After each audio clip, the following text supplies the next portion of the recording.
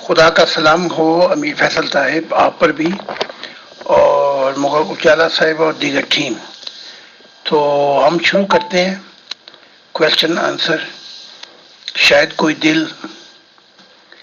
برسوں سے ناطے نکل آئے خدا کے لیے. تو میں السلام علیکم ورحمۃ اللہ وبرکاتہ to all dear group members of pure discussion group. آج ہم ایک بار پھر سے محترم زاہد خان صاحب کا پرخلوص استقبال کرتے ہیں پیور ڈسکشن گروپ میں ایک اور سوال و جواب کی نشست کے لیے. پلیز تشریف لائیں سر. شکریہ.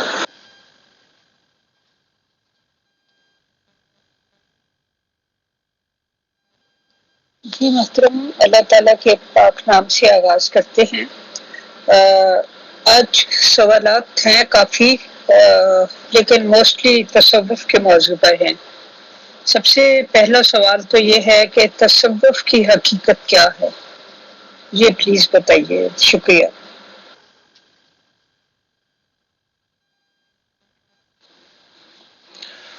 آپ کو سلام مغل اجالا صاحبہ اور امیر فیصل صاحب کو بھی.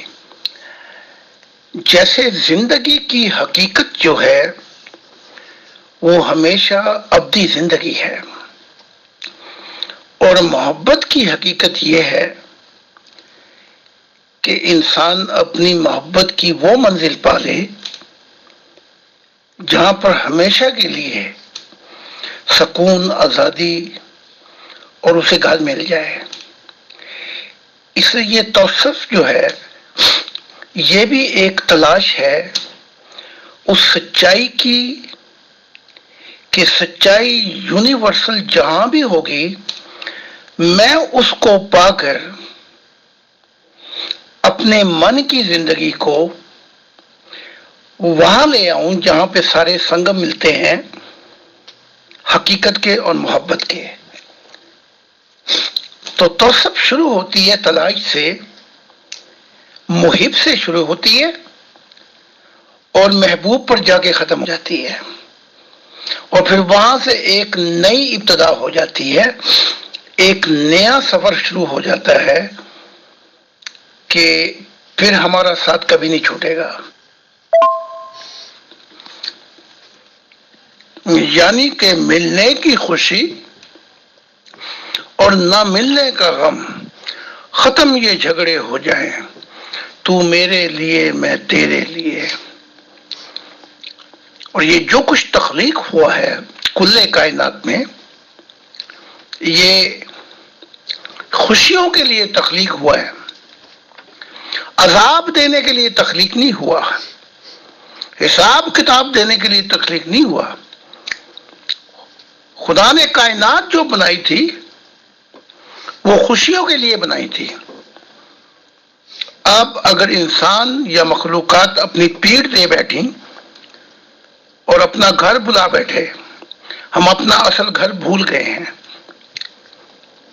تو اس حقیقت کے لیے زندگی وجود میں آئی. جی محترم، بہت شکریہ. آپ یہ بتائیں کہ معاشرے میں، کسی بھی معاشرے میں صوفیہ موجود ہوتے ہیں، کتنی پرسنٹیج ہوتی ہے ان کی عام آبادی میں؟ مثال کے طور پہ کیا 10 میں سے ایک انسان صوفی ہوتا ہے، یا 100 میں سے ایک ہوتا ہے، 500 میں سے ایک ہوتا ہے، 1000 میں سے ایک ہوتا ہے، یا 5000 میں سے ایک ہوتا ہے؟ کچھ مطلب اس بارے میں آپ فرمائیں گے؟ اگر 10 میں سے ایک ہوتا، 100 میں سے ایک ہوتا، 1000 میں سے بھی ایک ہوتا، تو یہ محبت کے دائرے، یہ تلاش خدا کبھی بھی مدھم نہ پڑتی. اکا دکا دانے کہیں کہیں ملتے ہیں. تو اگر آپ مجھ سے پوچھیں تو جب میں پرواز کر کے زمین پہ آ رہا ہوتا ہوں تو اکثر اندھیرا چھایا ہوتا ہے. اب خدا جو کہتا ہے وہ یہ ہے کہ میں نے جب صوفیت کو نئی دنیا دینا چاہی تو وہ اسلام کی دنیا کے فریم کے اندر جا کے بیٹھ گئے، لہذا صوفیت پہ بھی زوال آ گیا.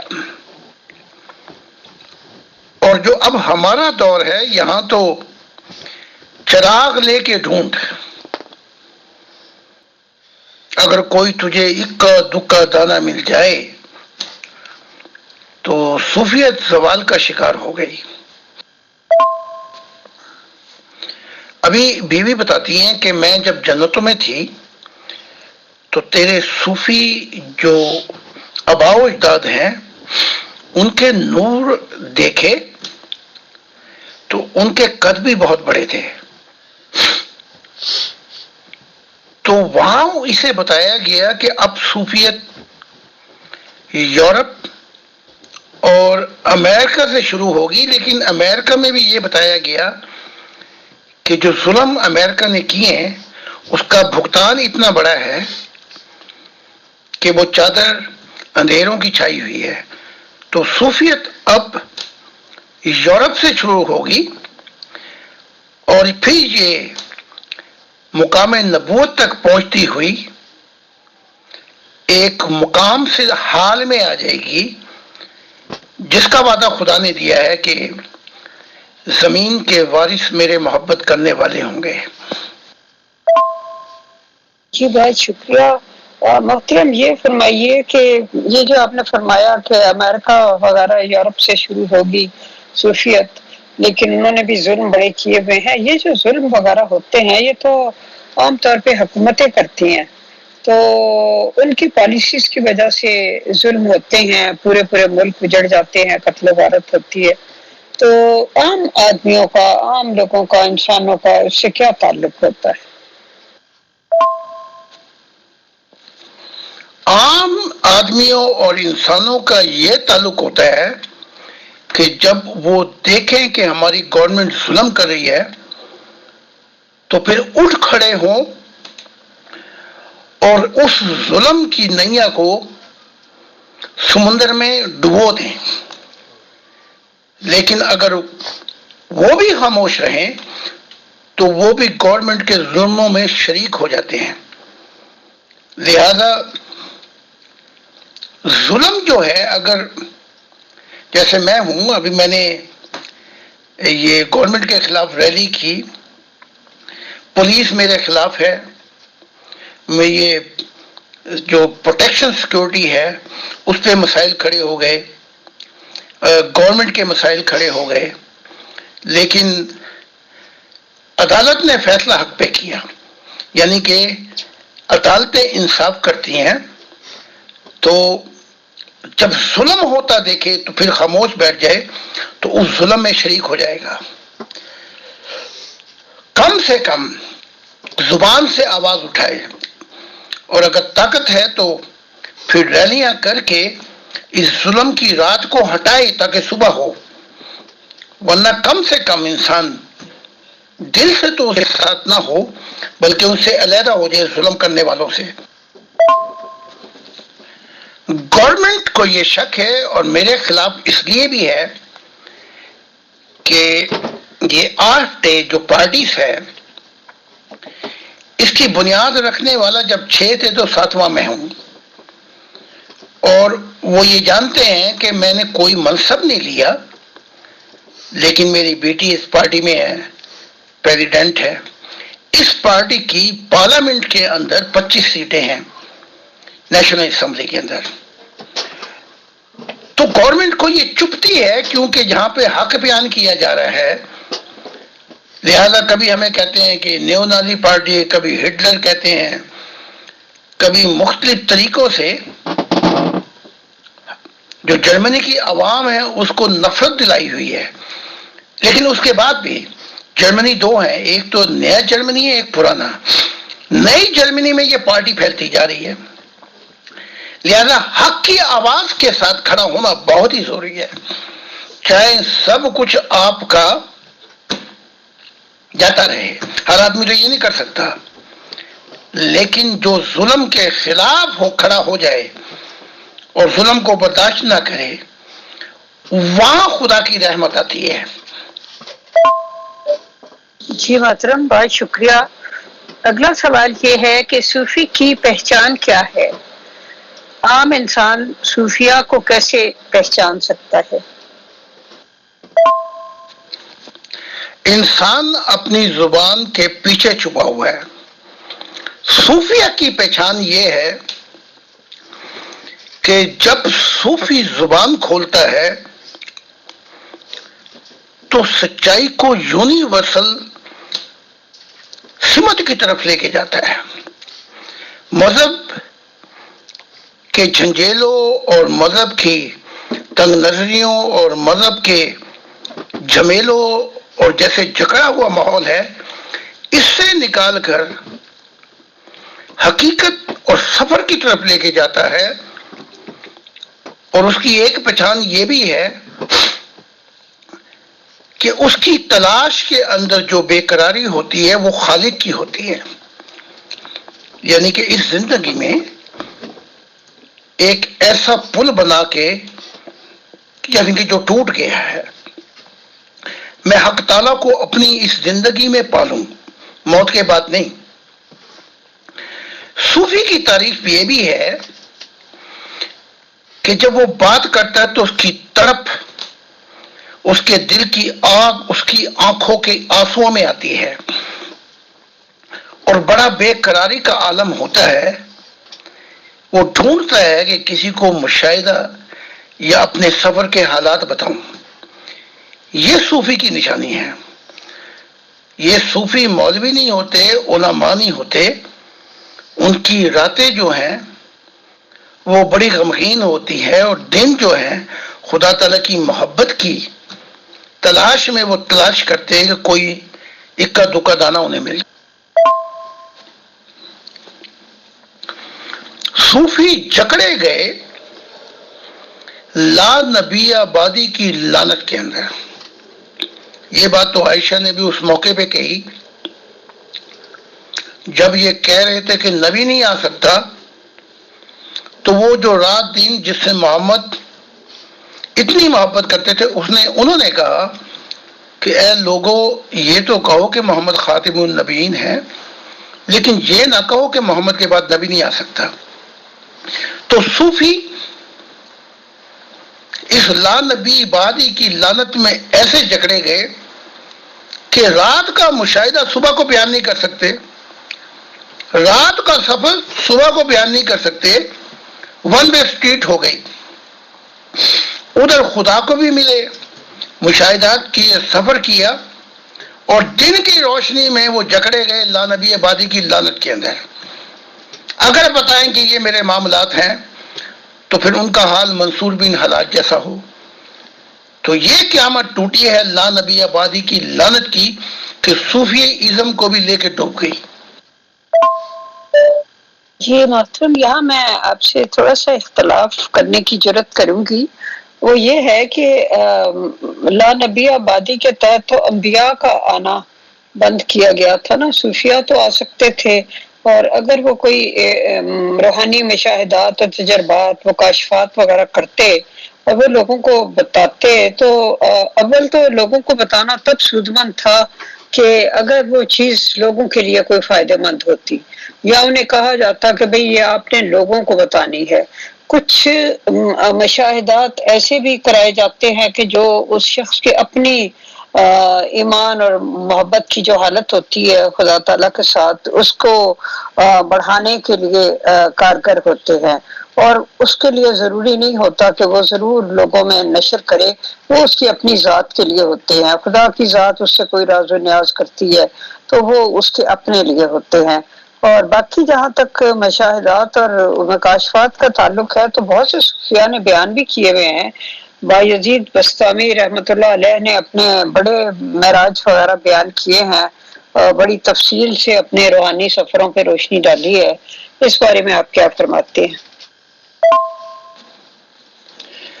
ہائے ہائے ہائے، یہ میرا دل ہے یا وحشت ویراں کوئی، کون اس الجھی ہوئی زلف کو سلجھائے گا۔ میں تقریباً جو اس طرف آئے ہیں، عراق کی طرف، ایران کی طرف یا پاکستان کی طرف، اولیاء اللہ سے مل چکا ہوں۔ جب ان کی میں باتیں سنتا ہوں تو خون کے آنسو گرتے ہیں۔ کہ وہ جو اصل راز تھے جہاں سے خدا کی محبت کا سورج طلوع ہو جاتا اور شریعت اور مذہب کی دنیا تمام ہو جاتی، اس پر تو وہ ایک لب بھی نہیں کھول سکے۔ 400 نبیوں کا صفایا کر دیا انہوں نے۔ وہ دیکھا نہیں منصور بن حلاج جب اس نے کہا تیرا خدائی کا دعویٰ ہے، پہلے تو نبوت کا اب خدائی کا، تو اس نے کہا میں کوڑا کاغذ ہوں اور اس پر خدا لکھتا ہے۔ پھر قرآن کے متعلق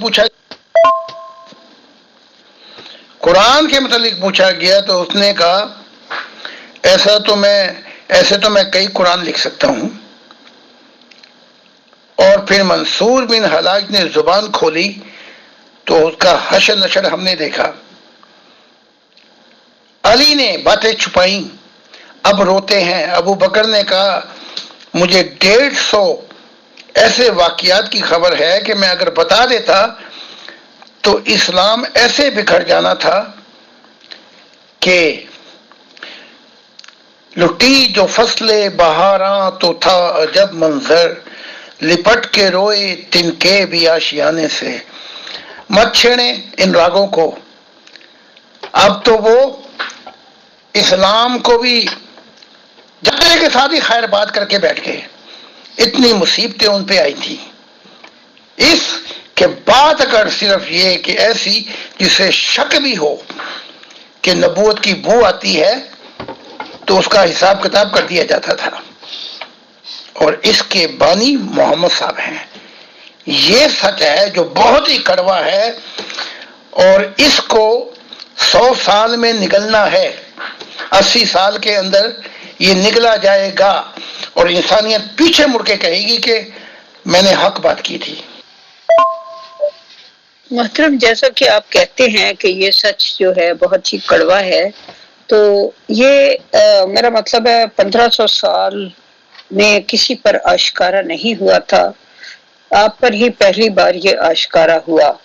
حتیٰ کہ 125 سال پہلے، تقریباً 130 یا 135 سال پہلے، جب مرزا غلام احمد قادیانی صاحب تشریف لائے اور انہوں نے بھی مسیحیت اور مہدویت کا دعویٰ کیا، تو یہ سچ ان پر بھی آشکارا نہیں ہوا۔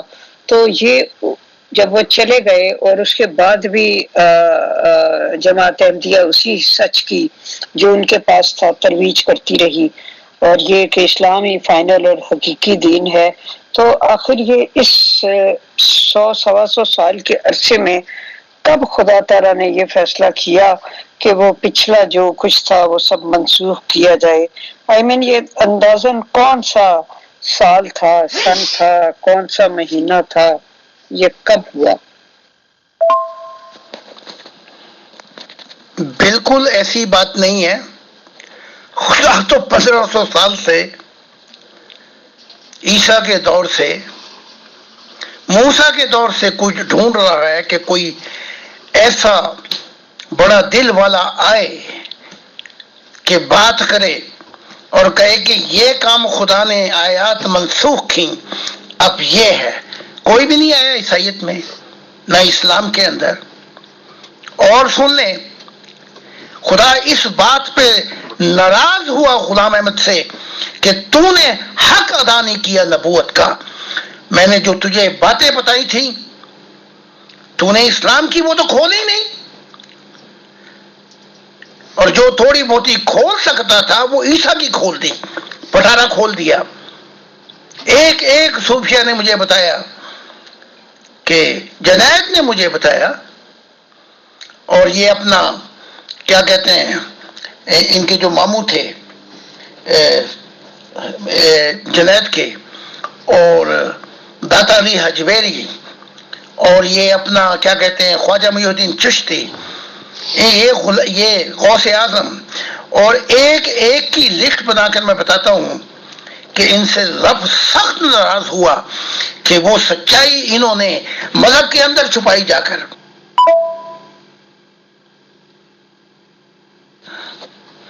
خدا تو مائل با کرم تھا، وہ تو کبھی سے نئی دنیا دے رہا تھا، اور یہی تو حال میرا ہوا پاکستان کے اندر. اس نتائج پر پہنچ گیا تھا میں کہ انہوں نے مجھے مار دینا ہے. کسی صورت میں زندگی کی وہاں کوئی وقت ہی نہیں. جو ہی بو آئے کہ یہ قرآن سے آگے بات کرتا ہے، حدیثوں سے آگے بات کرتا ہے، وہیں جکڑے میں لے لیتے ہیں. تو پھر خدا کی ذات نے کہا میں نے ایک اور قوم کو چنا ہے. اس قوم کو چنا، وہ جرمنی تھی، اور کہا چل یہاں سے کوچ کر، ورنہ میرے جیسے نہ جانے کتنے 12,000 انبیاء کا تو فرشتوں نے بتایا ہے قتل عام ہوا ہے اس اسلام کے اندر.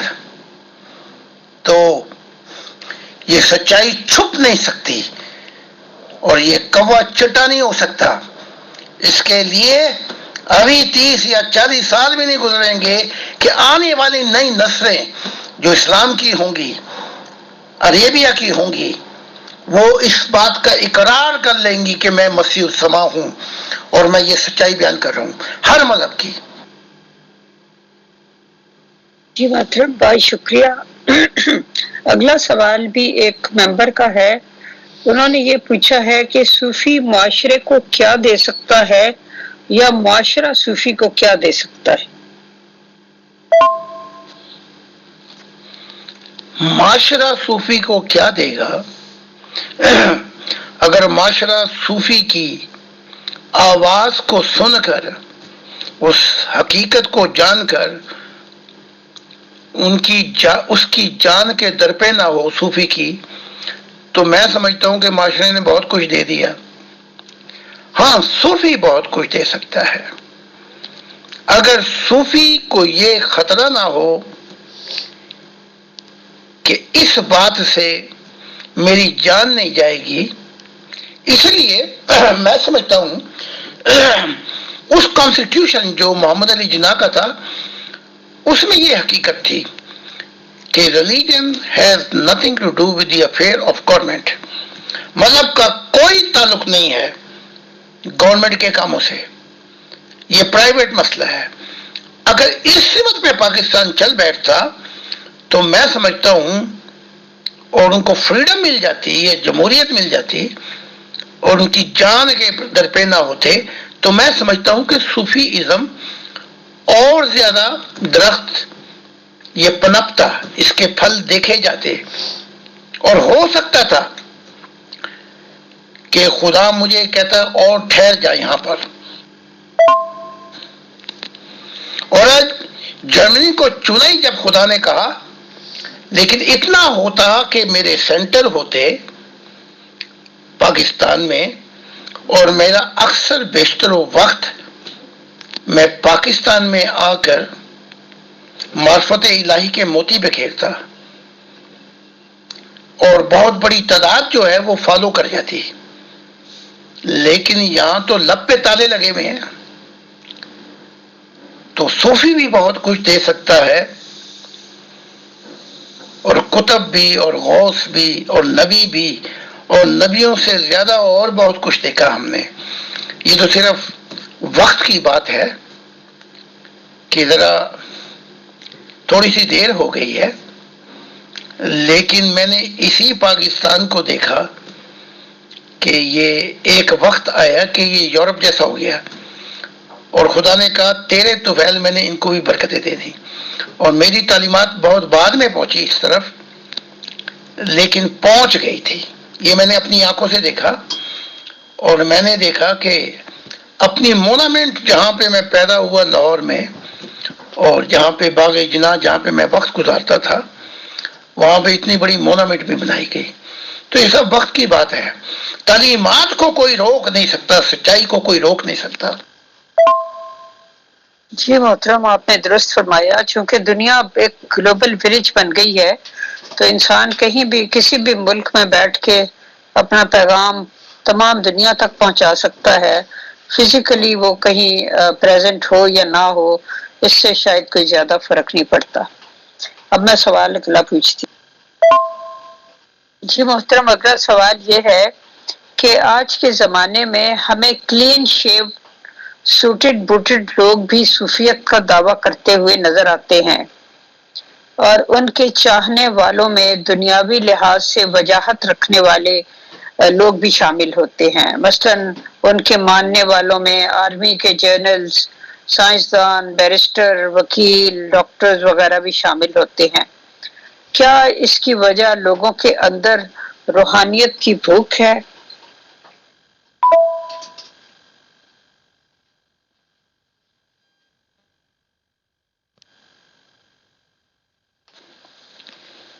یہ تو بات درست ہے کہ گلوبل ولیج بن چکی ہے، لیکن جب روح برو آتا ہے نبی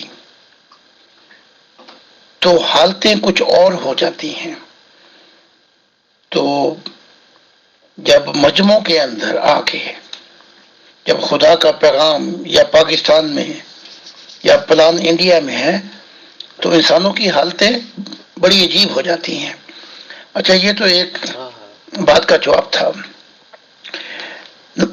نہ جانے پتہ نہیں کب سے انہوں نے داڑھی کا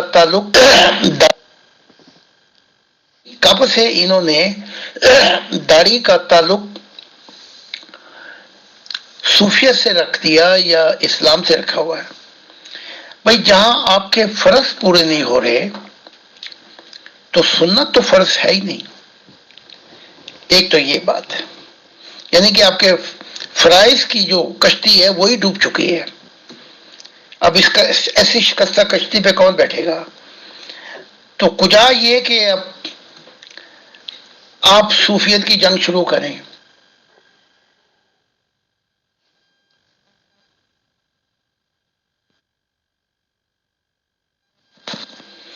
داڑھی کا تعلق نہ پہلے فرائض میں تھا، نہ ہے، نہ اب ہوگا، بلکہ آپ کے محمد عربی کی حدیث یہاں تک ہے، اے لوگوں کلین شیو والے ہم پہ غالب آ گئے۔ یہ امام بخاری کی حدیث ہے کہ وہ ہم پہ آگے نکل رہے ہیں وہ۔ تو اب جو یہ اثر ہے صوفیت کا، اثر ہوتا ہے صوفیت کا لباس یا ان کی آیات اور قرآنیت سے ظاہری پن میں دور کا تعلق ہوتا ہے۔ تو یہ اپناتے ہیں، یہ مذہبی لوگ یہ مناتے ہیں، ہاں مناتے ہیں، لیکن اپناتے نہیں ہیں۔ تو صوفیت کا جو رنگ ہوتا ہے جب وہ چڑھ جائے تو ہر سمت اسے خدا کی بادشاہی، خدا کی محبت، اس محب کو اس کے علاوہ پھر کچھ دکھائی نہیں دیتا۔ تو یہ رنگ تو چڑھنا ہے، کیونکہ یہ منزل ہے روحانیت کی، صوفیت۔ اس کے بعد پھر آگے کے منزلیں شروع ہو جائیں گی۔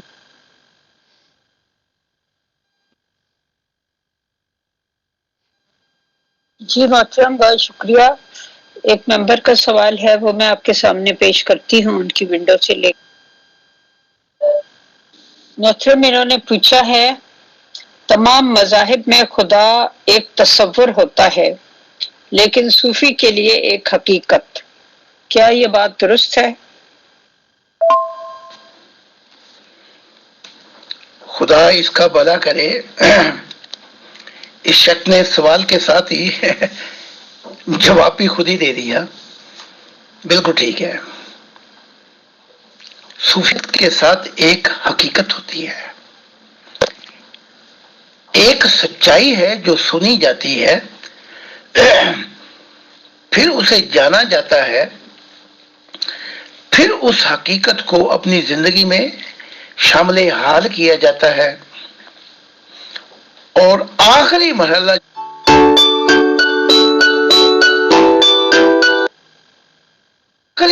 جو ہے وہ کراس کا ہے، جس کے متعلق عیسیٰ نے کہا تھا جو میرے پیچھے چلنا چاہے وہ اپنی موت کا پیالہ، اپنا کراس خود ہی اٹھائے، یعنی اس موت کا پیالہ پیے۔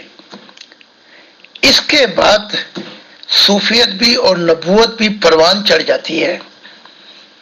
جو آخری مسئلہ، جو آخری جو جنگ ہے وہ پیغام پہنچانے کے لیے، خوشخبری پہنچانے کے لیے. تو کہنے والے نے بہت خوب کہا اور حقیقت بیان کر دی.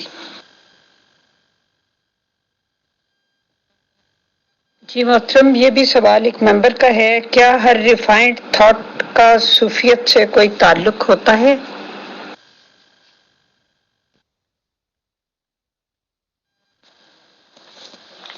اسلام کی 3 تعلیمات تھیں. ایک ایمان باللہ، وہ کیا چیز ہے؟ ایک پھر پڑھتا تھوڑا سا ہٹتا ہے، وَلِلْبُشْرَ الْحَيَاةَ الدُّنْيَا وَالْآخِرَةِ یا لا ان اولیاء اللہ لخوف علیہم ولا هم یحزنون. پھر اس کے بعد خود ہی پھر تیسرا پردہ کھلتا ہے کہ وہ یہ ہے کہ ہاں اردو میں بتا دیتا ہوں کہ وہ خدا دکھائے گا جو محبت میں سب سے زیادہ میرے نزدیک ہوں گے. وَمِنَ النَّاسِ مَن یاد نہیں آ رہی ہوتا ہے. پھر ایک اور پردہ کھلتا ہے کہ یا ایھا النفس المطمئنہ ارجعی الی ربی کی، اپنے رب کی طرف چل. تو اب ان کا اسلام داڑھی میں آ کے پھنسا ہوا ہے، تو میں کیا بتاؤں ان کو.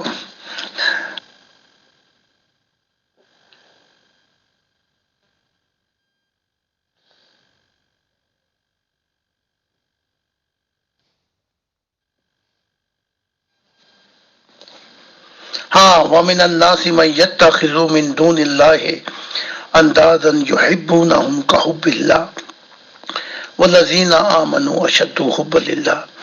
تو یہ 4-5 پردے میں نے آپ کے سامنے ذکر کیا. اس طرف جانے کی بجائے کہ دوڑ لگاتے ذرا حقیقت کو پانے کی، داڑھی میں پھنس گئے. تو اب یہ داڑھی والا اسلام رہ گیا. تو اس کے نتائج بھی آپ نے دیکھ لیے ہیں.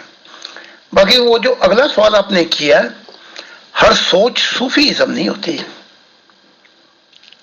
صوفی ازم حقیقت یہ ہے کہ جب صوفی مشاہدت کی دنیا میں قدم رکھ دیتا ہے، یعنی کہ اس کا اندھا پن دور ہو جائے اور موت کے بعد کی زندگی وہ یہاں سے دیکھنا شروع کر دیتا ہے. پھر دوسرا درجہ یہ ہے صوفیت کا کہ اپنے جسمانی جسم کو چھوڑ کر ایک انمول سفر پہ جا نکلتا ہے اور مشاہدات کرتا ہے. جیسے ابراہیم بھی صوفی تھے کہ ہم اسے اپنی بادشاہت دکھاتے تھے تاکہ اسے کامل کر دیں. تو 40 مقامات ہیں صوفیت کے، لیکن یہاں بیان نہیں کیے جا سکتے. بسم اللہ الرحمن الرحیم. ان سے پوچھیں کہ وجود خدا کو ثابت کر سکتے ہیں؟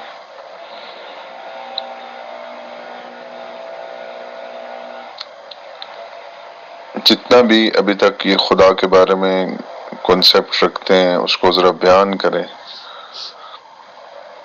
اور is it possible for him to prove Allah or God?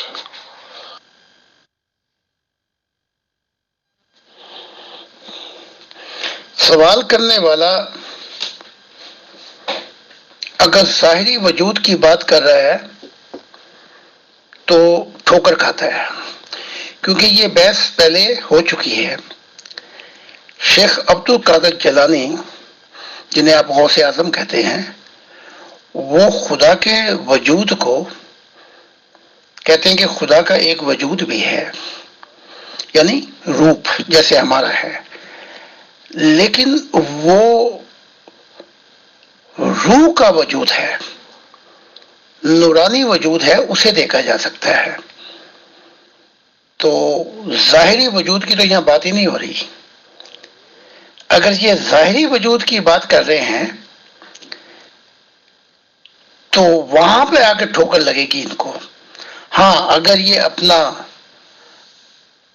اندھاپن دور کر لیں تو اس کا ایک روپ، ایک وجود ہے. ہاں، وہ اگر اپنے نوروں کو ٹھنڈا کر لے تو چاند کی طرح دیکھا جا سکتا ہے.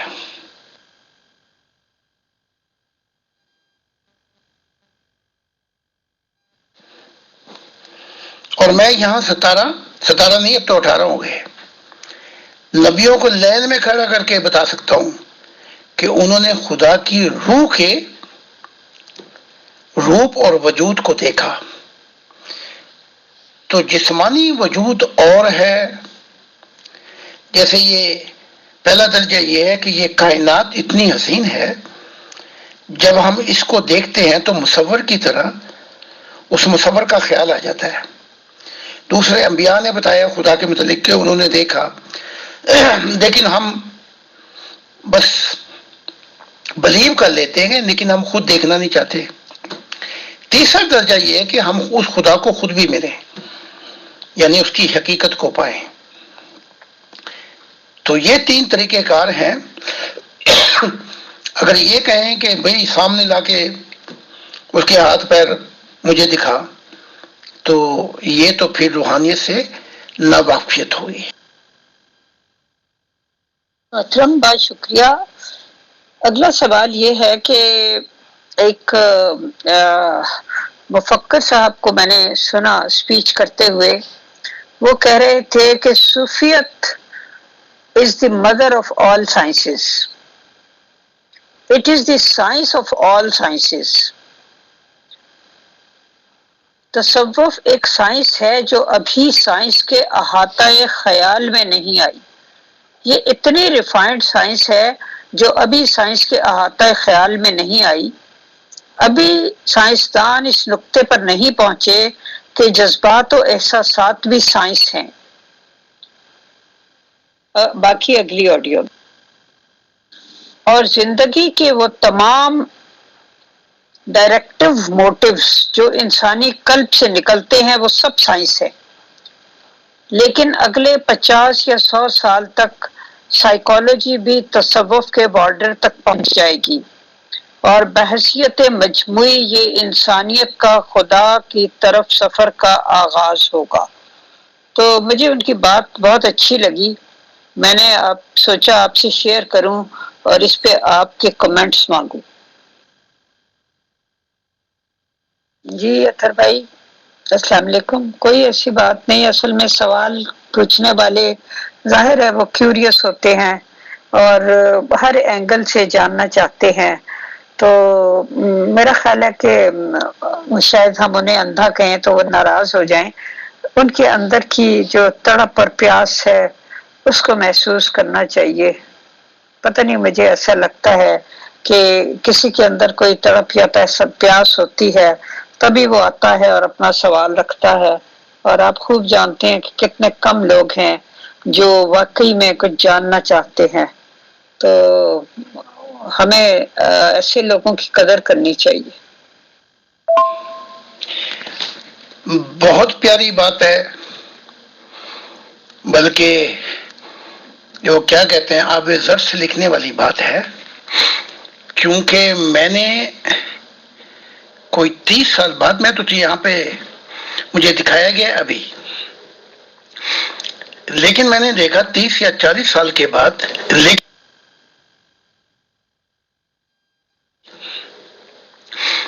لیکن میں نے دیکھا 30 یا 40 سال کے بعد ایک شخص آیا جو اس میری لال کتاب کو چھاتی سے لگا کے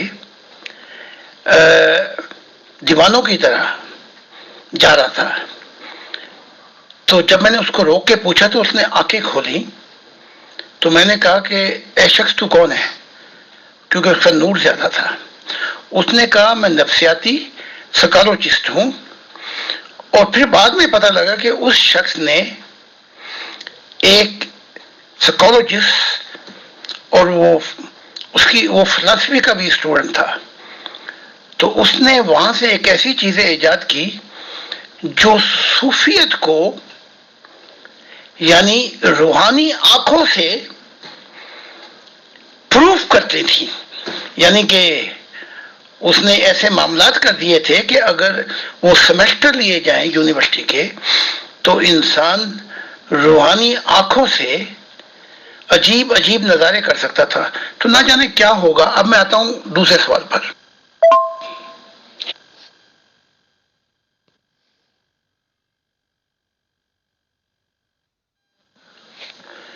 خدا کی ذات، تبھی تو کہتے ہیں ہائے ہائے ہائے، جتنا تو خدا کی ذات پر غور کرے گا اتنے ہی موتی جب تو سمندر میں غوطہ لگائے گا، کیونکہ موتی سمندر میں بلبلوں میں نہیں ہوتے بلکہ گہرے، یا تو زندگی دے دے گا تو نجات پا جائے گا، اگر لے آیا موتی تو انسانیت کو فائدہ ہو جائے گا. خدا دو اصول بیان کرتا ہے کہ نگاہیں مجھ کو نہیں دیکھ سکتی. اچھا یہ سائنس ہے جو کوشش کر رہی ہے. نگاہیں مجھ کو نہیں دیکھ سکتی جب تک میں خود نگاہوں تک نہ آ جاؤں. یہ روحانیت ہے. تو یہ دو اصول خدا نے بیان کر دیے کہ نگاہ ہی نہیں دیکھ سکتی، چاہے کتنی کوشش کر لے سائنٹسٹ ریسرچ، نہیں دیکھ سکتے مجھ کو. لیکن جب میں نگاہوں تک آ جاؤں، یہ روحانیت ہے، یہ محبت الہی ہے اور یہ تصوف ہے.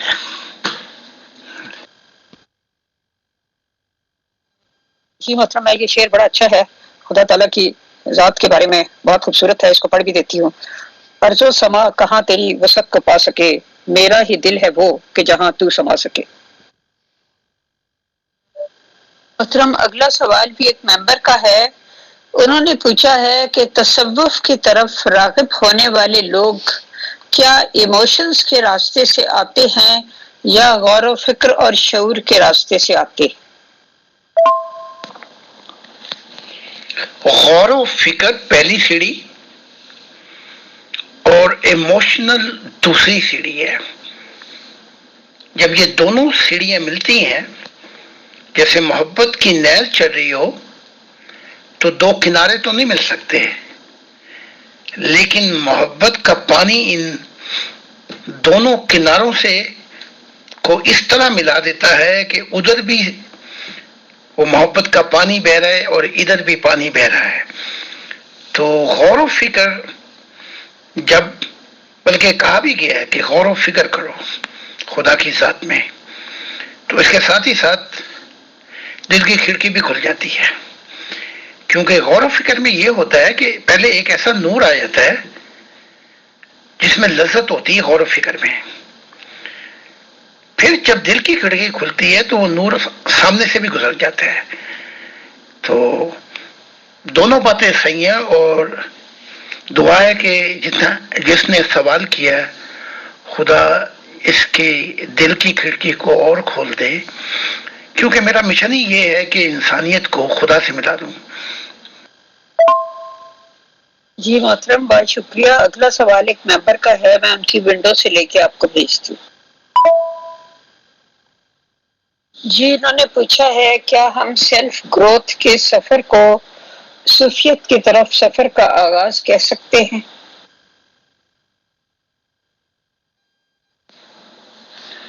جی ہاں، سیلف گروتھ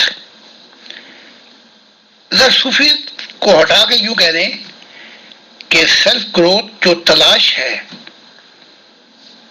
اس خالق کی جو دکھائی نہیں دیتا، اسے صوفیت بھی کہہ سکتے ہیں، اسے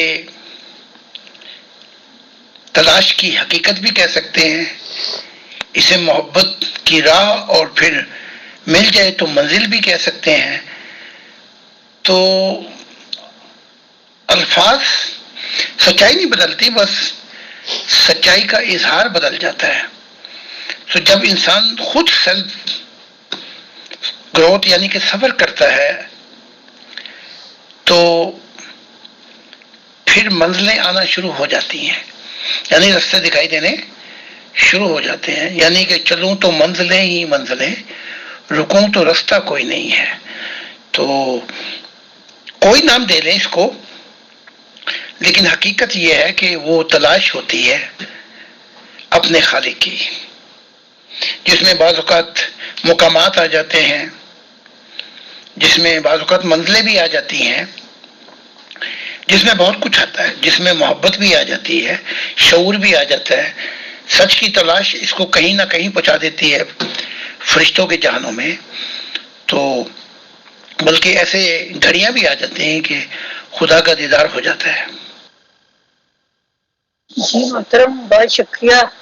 اگلا سوال جو کہ آخری سوال بھی ہوگا وہ یہ ہے کہ ہر سوچنے والا دماغ، چاہے وہ سائنسدان ہو، فلسفر ہو یا کوئی مذہبی اسکالر ہو، اس بارے میں متجسس رہا ہے کہ یہ جبر و قدر کا معاملہ کیا ہے. تو گزشتہ دنوں ایک مفکر کا یہ فکرہ نظر سے گزرا کہ جو اہل علم کے نزدیک قدر ہوتی ہے وہ کم علموں کے نزدیک جبر ہوتا ہے. میں نے اس فکرے پر بڑا غور کیا، دوبارہ اس فکرے کو دہراتی ہوں. وہ فرما رہے تھے کہ جو اہل علم کے نزدیک قدر ہوتی ہے وہ کم علموں کے نزدیک جبر ہوتا ہے. یعنی جو انسان علم حاصل کرتا جاتا ہے تو جو جبر ہے وہ قدر میں تبدیل ہوتا جاتا ہے. جیسے کہ مثال کے طور پہ ایک سادہ سی مثال ہے کہ ایک زمانے میں جب انسان فضاؤں میں پرندے کی طرح اڑنے کا خواب دیکھتا تھا، لیکن اسے لگتا تھا کہ ہم نہیں اڑ سکتے، پرندے اڑ سکتے ہیں. پھر تب تک اسے لگتا تھا یہ جبر ہے، یعنی ہم اس حد سے آگے نہیں جا سکتے. پھر انسان نے اس پہ فتح پائی اپنے علم کے ذریعے اور اپنی محنت کے ذریعے، اور اس کے بعد وہ ہوائی جہازوں میں فضاؤں میں اڑنے لگا. تو لہٰذا وہ جو پہلے جبر لگتا تھا وہ قدر میں ڈھل گیا، یعنی کہ یہ تو ہم کر سکتے ہیں. تو ہر چیز جو شروع میں جبر لگ رہی ہوتی ہے وہ کوشش کرنے سے اور محنت کرنے سے قدر میں بدل جاتی ہے. آپ کے میں اس بارے میں کمنٹس چاہتی ہوں.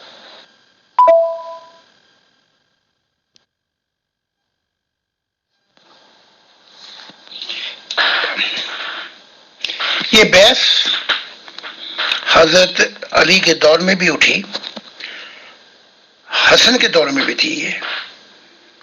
یہ جبر اور قدر کا معاملہ. اب یہ شخص جنہوں نے بتایا ہے کہ اہل علم کے نزدیک قدر اور ناواقعوں کے لیے جبر ہے، اس معاملے میں خدا کیا کہتا ہے؟ ذرا ہم ادھر بھی چل کے پوچھ لیں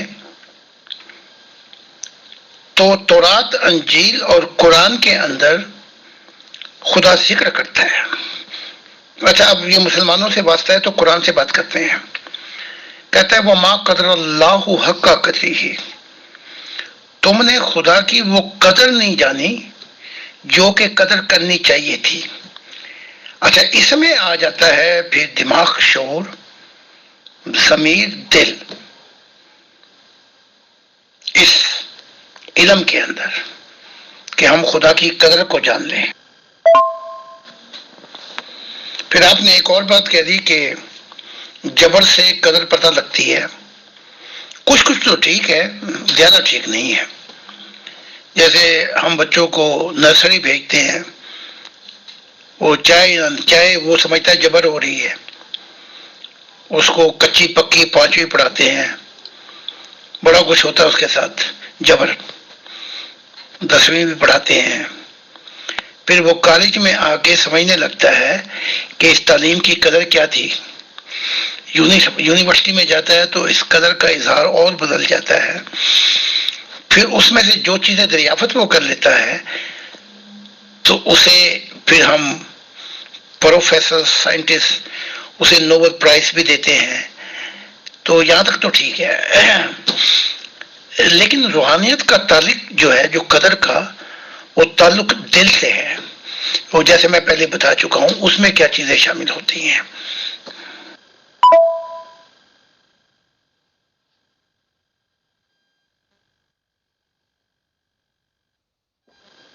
محترم، بہت شکریہ. جیسا کہ میں نے عرض کیا تھا کہ یہ آج کا آخری سوال ہوگا، اور اب آپ اگر اپنے کسی روحانی سفر کا حال بیان کرنا چاہیں عالم بالا کے بارے میں تو وہ فرمائیے گا۔ میری ملاقات اپنا نینوا والے سے ہوئی، جسے اب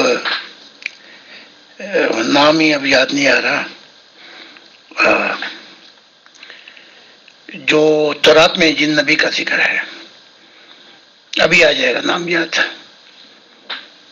تو جنہیں بھیجا گیا تھا نینوا کی طرف۔ تو جنت کے اندر وہ سوٹ پہنے اور ایک سٹک تھی، اس کو ہلا کے جا رہے تھے، بڑی اچھی خوبصورت دنیا تھی۔ تو ملاقات ہوئی تو بڑا روئے اور مجھ سے کہنے لگے کہ خدا نے تو مجھے معاف کر دیا، لیکن میرے دل پہ ایک بہت بڑا وزن اور بوجھ ہے، آپ انسانیت کو جا کے کہیں کہ وہ مجھے معاف کر دیں۔ یہ وہ جو مچھلی والے، کیا نام ہے ان کا،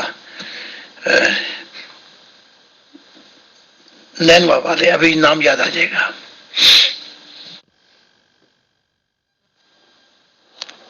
جی ہاں، یونا نینوا والے، حضرت یونس، ہاں جی، انہیں تورات میں یونا کہتے ہیں، تو وہ یونس نینوا، جی جی جی۔ تو میں نے ان سے پوچھا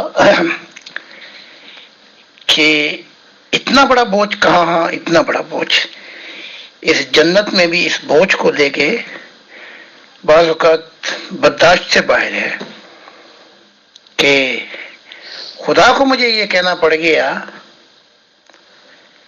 کہ اے یونس، تو نے نہ یہ جب مچھلی نہ یہ تو نے یہ لگائی، وہ دھوپ کڑک کی تھی نا، تو بڑا ناراض ہوا کہ مجھے پہلے ہی پتا تھا تو نے معاف کر دینا تھا، تو نہ تو نے یہ بیل لگائی، اس کے سائے میں بیٹھا ہوا تھا، اور وہ بیل جلی تو کڑک کی گرمی لگی، تو وہاں یونس نینوا والا، ہاں یونا نینوا والا کہنے لگے، خدا نے کہا وہ جو لاکھوں لوگ تھے ان میں سے ایسے بھی تھے کہ جو دل رکھتے تھے، تو میں اس قوم کو کیسے تباہ کر دیتا۔ تو پھر میں نے اب ایک کتاب میں بھی اس کا ذکر کیا کہ یونس نینوا والے معافی مانگتے ہیں انسانوں سے کہ مجھے معافی کر دیا جائے تاکہ میرا دل ہلکا ہو جائے۔ تو پھر میں نے یونس نینوا والے سے کہا کہ اگر تو معافی مانگتا ہے تو پھر خدا کا مددگار ہو اور مجھ سے میثاق بیعت کر۔ تب یونس متی نینوا والے نے میرے ہاتھ پہ بیعت کی، جیسے غلام احمد قادیان نے، کہ میں خدا کا مددگار ہوں گا۔ تو اب اس مشن کی مدد کر رہے ہیں، بلکہ زمین پہ بھی آتے ہیں روح کے ساتھ ہے۔ تو میں نے کہا یونس متی نینوا والے کا ذکر ہو جائے۔ خدا نے ایک بات کہی تھی آسمانوں پر کہ اے زاہد، میرے دل جو تیرے ساتھ جڑ گیا، اور چند قدم سفر کیا تو وہ میرے ساتھ بھی جڑ گیا، پھر وہ پرانی دنیا میں نہیں جائے گا۔ یہ خدا کی ذات نے کہا تھا۔ تو یہ کیا دور آیا، لو بدلی بہاریں، اب بہاریں بدلنے کا وقت آ گیا ہے۔ میں قسم کھاتا ہوں ذات کی، خدا نے تو یہاں تک دکھا دیا ہے کہ 30 سال کا ابھی دور نہیں گزرے گا کہ وہ کوپلیں پھٹیں گی اور خوشبو آنے لگے گی حق تعالیٰ کی کہ وہ اس طرف آ رہا ہے۔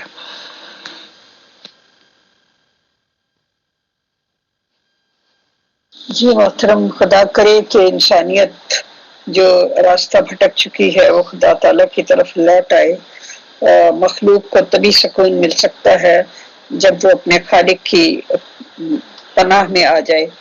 تو انشاءاللہ ایسا ضرور ہوگا، کیونکہ کتنی بھی غافل ہو مخلوق، خالق کی محبت اس کے دل میں فیڈ ہوئی ہوتی ہے. تو آپ کا بہت بہت شکریہ، آپ تشریف لائے اور آپ نے ہمیں بہت سی معرفت کی باتیں بتائی. تو thank you very much. Pure discussion group کی طرف سے، فیصل بھائی کی طرف سے، وہ شاید سو گئے ہوں گے، دوپہر کا ٹائم ہے. تو بہرحال، اور میری طرف سے، ایڈمن ٹیم کی طرف سے، سب کی طرف سے آپ کی تشریف آوری کا بہت بہت شکریہ.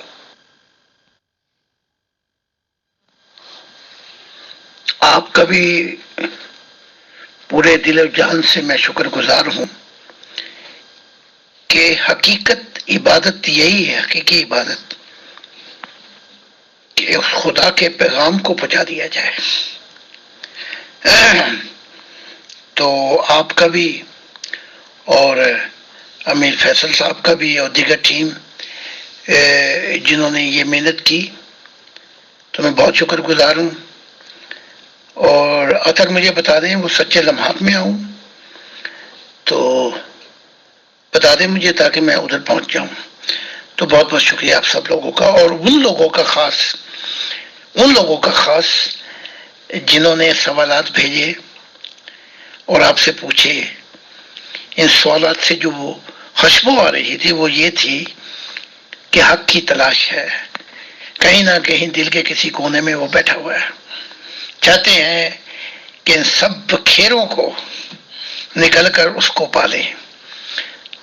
کہ تو ہے، میں شعر میرا، تو ہے فلک پر، میں ہوں زمین پہ، ذرا کرنا خبر تو ہماری، مانو نہ مانو ان بکھیروں میں رہ کے، میں آج بھی ہوں تمہارا.